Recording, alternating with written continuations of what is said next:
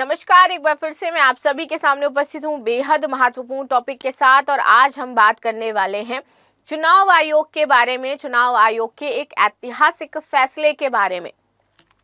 चुनाव आयोग एआई को लेकर के एक नई गाइडलाइन जारी करना है। हम सभी जानते हैं कि आजकल कहाँ एआई का यूज नहीं हो रहा है, हर जगह आपका एआई देखने को मिलेगा। और इसी को देखते हुए सरकार ने भी एआई का यूज चुनाव में करने के लिए यहाँ पर गाइडलाइंस तैयार करनी शुरू कर दी है। यानी कि अब ये जो नए चुनाव होने वाले हैं इसमें एआई की भूमिका ज्यादा रहने वाली है। और ये एआई का यूज इसलिए किया गया है ताकि जो धांधलियां होती थी चुनाव के दौरान उससे बचा जा सके। ठीक है, अभी गाइडलाइंस क्या होने वाली हैं, कब एआई चुनाव में दिखने वाला है, इन सारी चीजों की बात हम करेंगे इस वीडियो में। मेरा नाम है प्राची मिश्रा और संस्कृति आईएएस के इस प्लेटफॉर्म पर आप सभी का बहुत बहुत स्वागत है। चुनाव आयोग एआई के इस्तेमाल पर गाइडलाइन बना रहा है। प्रयोग के नियम क्या होंगे, तारीखें क्या होंगी, ये सारी चीजें तय करी जा रही हैं चुनाव आयोग के द्वारा। बिहार विधानसभा जो चुनाव होने वाले हैं आगामी, इसमें आपको एआई की थोड़ी सी झलक देखने को मिल जाएगी। चुनाव प्रचार के लिए कंटेंट तैयार करने में आर्टिफिशियल इंटेलिजेंस एआई की जो भूमिका है वो तेजी से बढ़ रही है। और लोग आप देखोगे तो सोशल मीडिया का भी यूज बहुत ज्यादा करते हैं अपने चुनाव के प्रचार व प्रसार के लिए। आजकल सारी सरकारें यूट्यूबर्स को फंडिंग करती हैं, अपना पॉडकास्ट करवाती हैं, जाकर के अपनी जो खूबियां हैं वो बताती हैं, उनके प्रोजेक्ट्स के बारे में बताती हैं। तो ये सारी चीजें चल रही थी, लेकिन अभी आर्टिफिशियल इंटेलिजेंस का और भी ज्यादा यूज देखने को मिलेगा।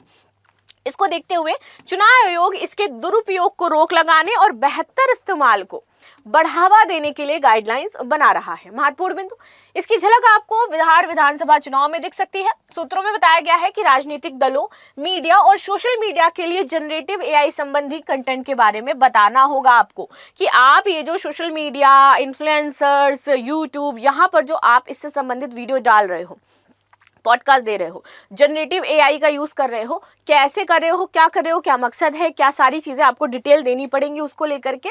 और प्रचार में एआई के इस्तेमाल के नियम और जो तारीखें हैं वो साफ कर दी जाएंगी। जैसे कि आपका लगता है ना कि भाई इस दिन से ये लागू हो गया है, एक आपका शब्द कहा जा रहा है, आचार संहिता जो है वो लागू हो गई और आप इसके बाद प्रचार और प्रसार नहीं कर सकते हो, वैसा अब सोशल मीडिया के लिए भी आएगा कि भाई इस टाइम तक सोशल मीडिया पे ये कंटेंट जाएंगे चुनाव के प्रचार और प्रसार के, इसके बाद से नहीं जाएंगे। एआई कंटेंट भी इसके बाद से कहीं नहीं जाएगा। तो इसीलिए यहाँ पर फिक्स किया जा रहा है कि भैया ऐसी टाइम लिमिट आपकी रहने वाली है, इस तारीख से शुरू होगा एआई के द्वारा प्रचार और प्रसार और इस तारीख पर समाप्त हो जाएगा आकर के। फेक और डीप फेक प्रचार वीडियो तथा ऑडियो के बारे में भी दिशा निर्देश जारी किए गए हैं, क्योंकि कई बार पार्टियां क्या करती हैं, विपक्ष की डीप फेक वीडियोस बना देती हैं, उसको वायरल करवा देती हैं ताकि उसको वोट्स ना मिले। और आजकल का सोशल मीडिया का जमाना है, हम और आप बहुत ज्यादा इन्फ्लुएंस हो जाते हैं, बहुत जल्दी मान भी लेते हैं कि वो सच है। तो इस पर भी अब देखा जाएगा कि भैया कोई डीप फेक तो तैयार नहीं करी गई है, उसको पूरी तरीके से जब अप्रूव करेगा चुनाव आयोग तभी आप उसको डाल सकते हो। अगर चुनाव आयोग ने उसको अप्रूव नहीं किया है तो आपके सोशल मीडिया पर नहीं जाएगा। इसका मकसद है एआई कंटेंट का इस्तेमाल करके मतदाताओं को भ्रमित या फिर उनकी पसंद को गलत तरीके से प्रभावित ना किया जा सके। साथ ही यह करने की कोशिश की जाएगी कि मतदाताओं की निजता और चुनाव की जो निष्पक्षता है उस पर भी आंच ना आए। भ्रामक वीडियो पर इससे सबसे ज्यादा बैन लगेगा जो चलाए जाते हैं। डीपफेक के जरिए जो असली लगने वाला सिंथेटिक कंटेंट बनाया जा सकता है। हालांकि ये बताना जरूरी होगा कि कंटेंट डीपफेक है या नहीं है। चुनावी ऐप में डेटा एनालिटिक्स और डेटा इस्तेमाल के मानक होंगे। विरोधियों पर चोट करने के लिए मजाकिया या फिर किसी भी तरीके के भ्रामक वीडियो पर पाबंदी लगेगी, आप नहीं बना सकते हो।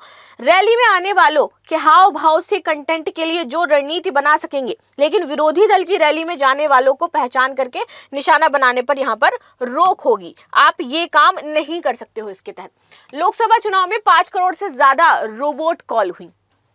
कैसे, देखते हैं।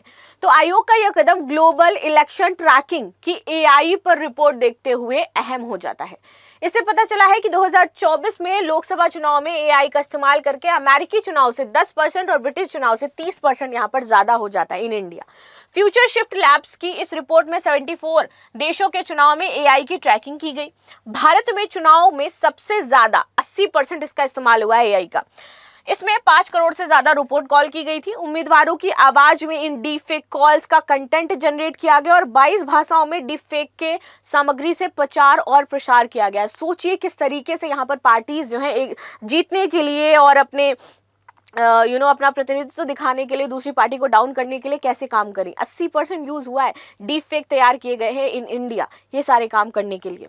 ठीक है, आगे बात करते हैं। चुनाव में फेक वीडियोस के 3 मामले आए थे हमें। सबसे पहला था गृह मंत्री का फेक वीडियो, और इसमें कई अकाउंट्स में शेयर भी किया गया था। 27 अप्रैल 2024 को सोशल मीडिया पर गृह मंत्री अमित शाह का एक फेक वीडियो आया। इसमें तेलंगाना कांग्रेस और सीएम रेवंत रेड्डी ने शेयर किया था, और इसमें SC ST और OBC के आरक्षण को खत्म करने की बात सुनाई दे रही है, जो कि उन्होंने नहीं कही थी, लेकिन उनकी भाषा में जनरेट करके AI द्वारा ये बुलवाया गया था। PTI की फैक्ट चेक यूनिट ने कहा कि मूल वीडियो में अमित शाह ने तेलंगाना में मुसलमानों के लिए असंवैधानिक आरक्षण को हटाने की बात कही थी। इस मामले को लेकर के 28 अप्रैल को दिल्ली पुलिस ने FIR दर्ज करी और तेलंगाना के मुख्यमंत्री रेवंत रेड्डी को समन भी जारी किया था, क्योंकि ये वीडियो उन्हीं के द्वारा बनवाया गया था गलत तरीके से। अब आते हैं, कांग्रेस नेता का वीडियो वायरल हुआ और कहा कि TMC को वोट देने से अच्छा BJP को वोट दे।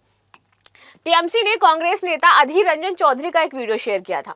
ठीक है, और इसमें वे पश्चिम बंगाल के मुर्शिदाबाद की एक रैली में कहते हुए सुनाई देते हैं कि TMC को वोट देने की बजाय आप लोग भाजपा को वोट दो। इस पर TMC ने कहा कि अधीर रंजन भाजपा की B टीम है, और जवाब में कांग्रेस ने कहा कि यह वीडियो के साथ छेड़छाड़ की गई है। पश्चिम बंगाल कांग्रेस की इस वीडियो को लेकर के चुनाव आयोग के पास शिकायत करने गई, और इसके बाद जो आरोपी थे उन पर कार्रवाई की गई और बाद में ये वीडियो हटाया गया। आगे आ जाते हैं, लोकसभा चुनाव में पहले डीप फेक का शिकार हुए थे आमिर खान भी।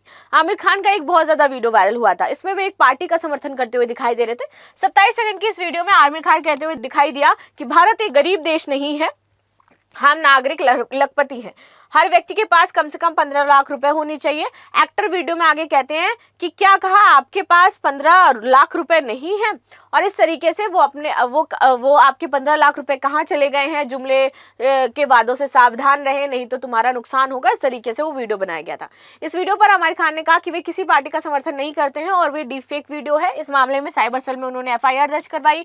मीडिया रिपोर्ट्स में दावा भी किया गया कि ये जो वीडियो है वो सत्यमेव जयते के प्रोमो शूट में उन्होंने शूट किया था, और AI की मदद से आमिर खान की आवाज में इसमें फेरबदल किया गया है। तो इस तरीके से यहाँ पर ये चीजें निकल करके आ रही थी चुनाव आयोग के सामने बार बार, तब जाकर के यहाँ पर AI को लेकर के लिमिट लगाई गई है और चीजों को यहाँ पर फिक्स किया गया है। तो ये थी न्यूज जो हमने डिस्कस करी। मिलते हैं नेक्स्ट क्लास में, तब तक के लिए धन्यवाद। लाइक शेयर सब्सक्राइब करना बिल्कुल भी ना भूलें, and thank you so much. बाकी आपकी क्या राय है जरूर कमेंट बॉक्स में शेयर करें। Again thanks.